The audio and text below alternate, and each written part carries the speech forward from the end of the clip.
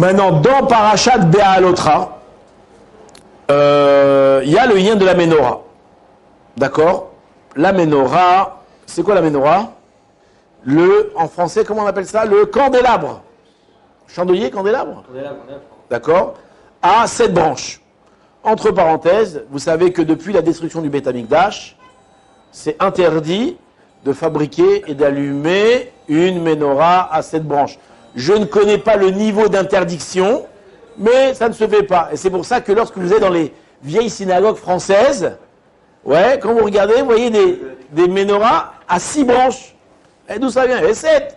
Non, c'est normal. Depuis la destruction du Beth Amikdash, on ne fait pas de Ménorah à 7 branches. Lorsque vous allez acheter des chandeliers en argent, vous avez déjà été acheter des chandeliers en argent, vous en achetez quand vous allez vous marier, alors vous allez acheter vos calottes, les chandeliers. Alors on ne trouve pas de chandelier à 7 branches. On trouve 6, on trouve 8, on trouve 10, 12, tout ce que tu veux, mais 7 on ne trouve pas. D'accord? Comme ça D'accord. Maintenant la Ménorah, qu'est-ce qu'elle représente? Très intéressant, il y a beaucoup de choses qui sont dites sur la Ménorah. Et ici, le Rav Pinkus, il dit 2 choses très jolies que je voudrais, Bezrat Hashem, vous rapporter. Déjà, qui c'est qui allumait la Ménorah? C'était Aaron. Aaron, il a été méritant d'allumer la Ménorah. Le Kohen Gadol, il a allumé la Ménorah. Maintenant, vous savez qu'il y a 3, dans le judaïsme, on trouve 3 allumages principaux. C'est quoi les 3 allumages? Hanouka, tu as fait. Shabbat. Non, Shabbat, Yom Tov, c'est la même chose. Non. Un autre allumage. Que Shabbat, que vous ne le connaissez pas, peut-être vous connaissez pas, mais vous ne savez pas que c'est un allumage important. C'est l'allumer la Ménorah du Beth Amikdash et donc d'allumer la lumière dans la Beth Knesset. Tous les jours.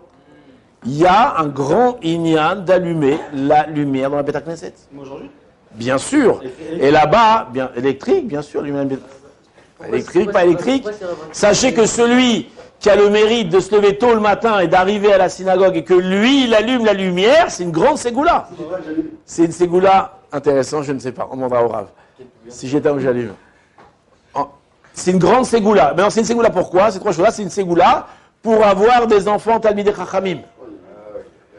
D'accord, donc celui qui se lève tôt le matin et qui vient et qui allume la synagogue, c'est une grande chose. Maintenant, vous allez me dire, bon, j'ai pas réussi à me lever tôt ce matin, et donc j'ai pas réussi à allumer la synagogue, qu'est-ce que je fais? Il y a une autre solution pour toi. C'est quoi la solution?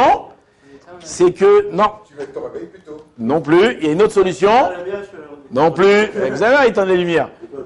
Si tu n'as pas réussi à allumer plus tôt, tu n'arrivais pas le premier, il y a une solution. De participer au paiement de la facture d'électricité. Bien sûr. Vous savez qu'à l'époque, là-bas le Chafetz Chaim, il ramène l'histoire du Chafetz Chaim, où les gens, ils amenaient de l'huile à la Beth Knesset. Ils amenaient de l'huile à la Beth Knesset. Pourquoi ils amenaient de l'huile? Alors peut-être il y a eu un moment, ils amenaient du pétrole aussi. Pour les bougies. Et pour eux, ils voyaient de ça un grand mérite. Non, à Beth Knesset, pas besoin. C'était pour éclairer. Eux, ils voyaient ça un grand mérite, que grâce à moi, grâce à l'huile que je vais donner, alors les étudiants, ils vont pouvoir étudier la Torah. C'est un grand mérite. C'est une grande chose. Et c'est une ségoula pour avoir des enfants Talmidei Chachamim. Maintenant, plus que ça, Rav Pinkus, c'est ce qu'il dit, incroyable.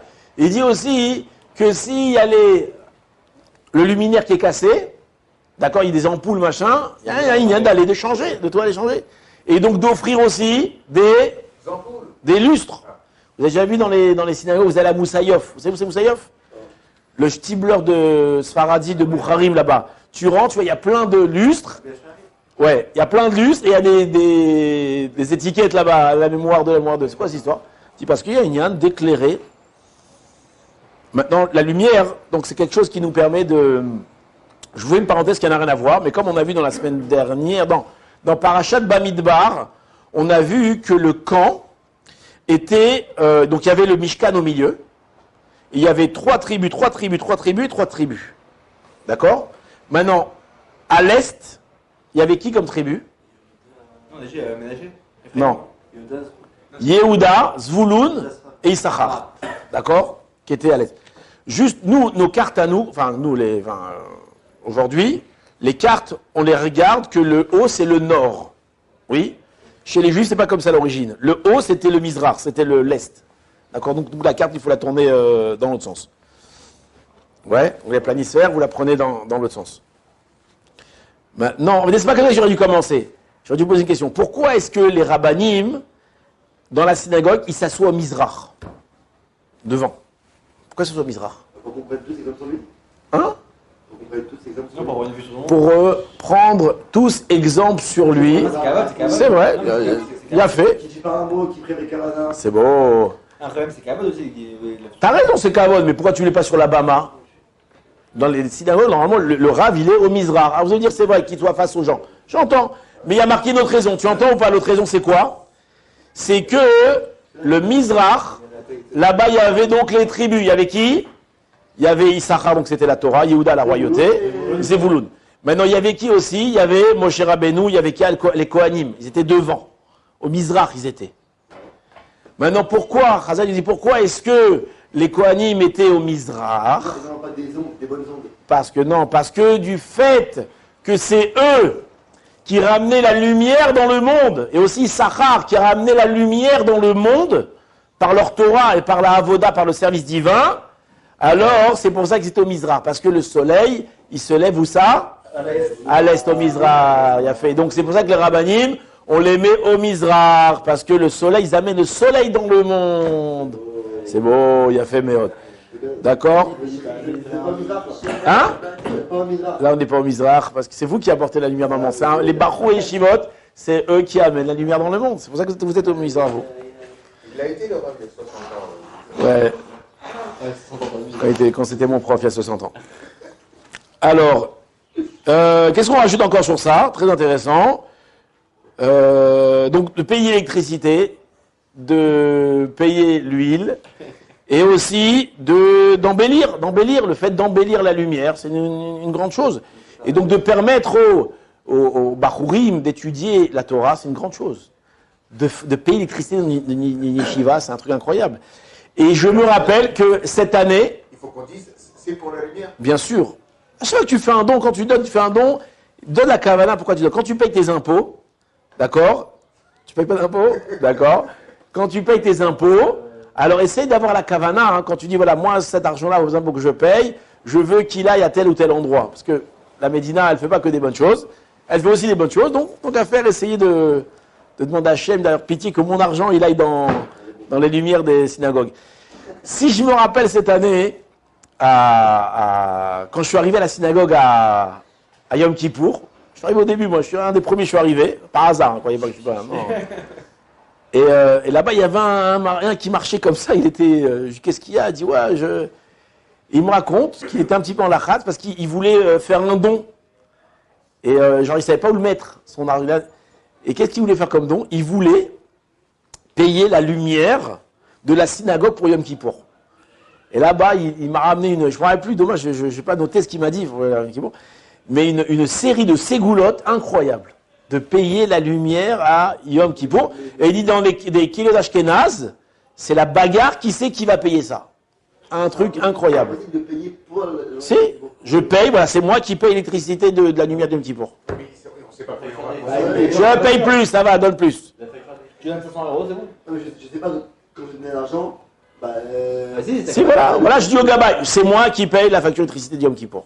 Et même, il y a la cabane. ça c'est différent. Bougie, mais c'était l'électricité, pas possible. C'est la même chose. Ouais. C'est toi qui paye. Que t'inquiète pas, il te paye.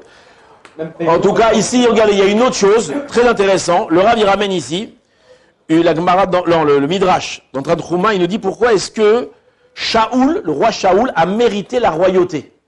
Shaoul était roi. Pourquoi lui est devenu roi? Regarde ce que nous disent qu'est-ce qu'il dit Midrash Tradchouma? Mipene Shaya Zikno Madlik les Rabim Bebivod Afelim. Parce que son grand-père, il avait l'habitude d'éclairer les Mevohot Afelim, les impasses et les rues sombres. Vous savez, quand on est dans la rue, des fois, c'est sombre, il n'y a pas de lampadaire, ça fait peur, bam, je me cogne, ou j'ai peur qu'il y ait un brigand dans la rue. Donc, j'ose pas tellement rentrer, je suis embêté. Et donc, qu'est-ce qu'il faisait? Le grand-père de Shaoul, il allait éclairer ces endroits pour que les gens puissent se promener ou enfin se déplacer dans la rue sans se cogner. Ici, Rapid Kous, il dit dans cela, il y a une ségoula aussi, que quand tu habites dans un immeuble, en Israël c'est plus facile, de rajouter un néon, rajoute un truc pour éclairer les gens, pour que les gens ils puissent marcher dans la rue. Et c'est une ségoula pour avoir des enfants Talmidei Chachamim. Maintenant aussi, vous avez la ségoula ici ramène que d'allumer les bougies de Shabbat, d'accord, de façon généreuse, d'accord, de ne pas mettre un tout petit peu d'huile, et de mettre de l'huile d'olive, d'accord, de qualité, avec des mèches de qualité, dans un ustensile de qualité, etc., d'honorer les lumières de Shabbat. Et ça, c'est une ségoula pour avoir des enfants Talmidei Chachamim. Bien entendu, et ce qu'on répète à chaque fois qu'on parle de ségoulot, c'est pas ça l'essentiel. Oui? Ça veut dire que c'est pas ça l'essentiel. C'est sûr que les ségoulottes, il faut toutes les faire. Mais bien entendu, il faut s'occuper de ses enfants, il faut aller les... D'accord, c'est pas le bonhomme, il allume les lumières de Shabbat et il leur file un iPhone et débrouillez-vous. C'est bon, j'ai fait la ségoula, vous allez devenir Talmidei Chachamim. Non, si tu leur files un iPhone, ils viendront rien du tout. Donc bien sûr, il y a un travail, mais c'est sûr que c'est une aide. Pas forcément, t'as raison. Mais là, tu joues vraiment... comment ça s'appelle? Oui, j'en connais aussi. Tu joues à la roulette russe. Pour un que tu connais comme ça, on connaît 10 comme 5 comme ça ou 10 comme ça. D'accord, donc les ségoulottes, c'est très très bien, il faut les faire, mais bon, pas oublier l'essentiel de faire ce qu'il faut faire. Venez encore en dire un truc sur la menorah. Là-bas, il y a marqué El Moupé la menorah, Yahiru Shiva Nerot. Elles vont éclairer les sept Nerot. Comment on dit français Nerot? Luminaires, si vous voulez. Bon, pas terrible, les lumières, d'accord. Maintenant, il y a la Gemara dans Shabbat. Oui, vous avez déjà fait la Souga de Hanouka? Oui, on l'a fait. Alors juste après, là-bas, on voit que la Gemara, elle demande par rapport à la menorah, pourquoi est-ce qu'on devait faire une menorah dans le Beth Amikdash? Pour éclairer? Pour éclairer quoi? Demande la Gemara, Vechi, Leora ou Tsarir. Dis-moi, pourquoi est-ce que Hachem, il a besoin de lumière, que toi, tu allumes une menorah? Alors la Gemara répond ce qu'elle répond. Mais la question qu'on a envie de se poser, je comprends pas. Il y a 1000 choses qu'on fait, et jamais la Gemara, elle pose cette question-là. Par exemple, il y a marqué que quand on amène un sacrifice, alors ça fait ni réach ni roach. Ça donne une odeur agréable à Hachem. Qu'est-ce qu'il y a Hachem? Il a besoin de sentir quelque chose de bon. Mais ouais, il y a plein de choses comme ça par rapport au Korban, par 1000 choses qu'on fait pour Hachem. Mais pourquoi Hachem, il a besoin de ça? On allume la lumière. Nous, on a, c'est pas que tu dis ça. Nous, on a besoin, c'est clair, mais on voit que on sait que c'est pour nous qu'on le fait. Mais il y a un endroit où on dit que c'est pour Hachem qu'on le fait. Alors, c'est pas qu'on le dit, c'est que la Gemara, elle pose la question, ça veut dire qu'il y avait une Ava Amina, il y avait une idée que peut-être c'est lui qui a besoin de la lumière. Quand la Gemara, elle demande, Vechi Leora ou Tsarir, est-ce qu'il a besoin de la lumière? Ça veut dire que la Gemara, elle a compris que Bémet, on allume pour lui parce qu'il en a besoin. Après, la Gemara, elle dit non, t'inquiète pas, il en a pas besoin, on repousse. Mais c'était quoi l'idée de Chazal quand il pose cette question-là? Pourquoi ils ont eu un doute, Chazal? C'est quoi Alors, vous savez que le Rambam, il ramène dans Yichot Yisod Torah, que dans la Torah, très souvent dans la Torah, on parle de Yad Hashem, la main de Dieu, d'accord? On parle au Bizroan et tout, etc. Il y a plein d'endroits où on voit qu'on va parler des membres. Est-ce qu'Akash Baruch Hu, il a des membres? Chaz v'Shalom dit une chose pareille. Et là, c'est des machalim. C'est quoi des machalim? Non, il n'a pas de main. Pas toi, tu as une main. Lui, il n'a pas de main. Lui, c'est une autre dimension. C'est même pas une dimension, c'est plus qu'une dimension. Qu'est-ce qu'on en sait? Comme ça, la Torah nous dévoile. Il va matériel. Elle le goût, exactement. Voilà, j'ai fait mes hautes. Voilà, il a fait. Voilà, on a des gens qui savent répondre. Vas-y, mais dur. T'as vu, c'est Machoim qu'on a au Hachem. Venez la yeshiva.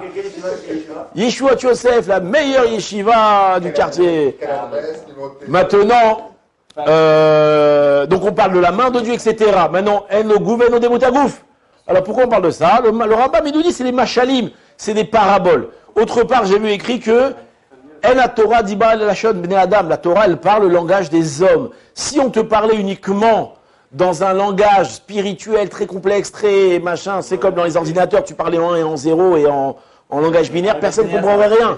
Donc la Torah, elle vient nous parler un langage qu'on comprenne. D'accord? Donc, il a fait. Et donc elle va utiliser des termes qu'on comprend. On va parler de la main de Dieu, etc. Maintenant, par rapport à quand la Gemara demande Vechi Leora ou Tsarir, est-ce qu'il a besoin de la lumière? Qu'est-ce qu'elle veut dire ici? Il dit que la lumière, c'est quoi son contraire? Waouh, vous déchirez, l'obscurité, il a fait.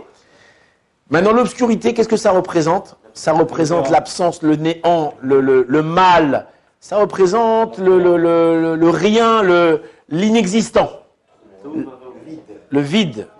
La lumière, c'est exactement le contraire de tout ça. C'est l'existence, c'est la vie, c'est le...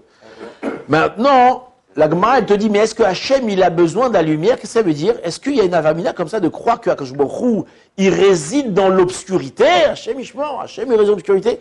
Mais Akadosh Baruch Hu, il est or, d'accord? C'est la lumière par excellence. C'est or, c'est la lumière par excellence. C'est pour ça que la Chazal, il s'étonne de ça. Comment tu peux croire qu'il a besoin de la lumière? Je m'en fous par excellence, c'est la lumière. Comprenez ou pas? Donc c'était ça, la Avamina, que Hachem, il est coulo, lumière, c'est une lumière infinie. Et voilà, donc c'est cette précision que ici le verset va ramener. Chazak ou Baruch.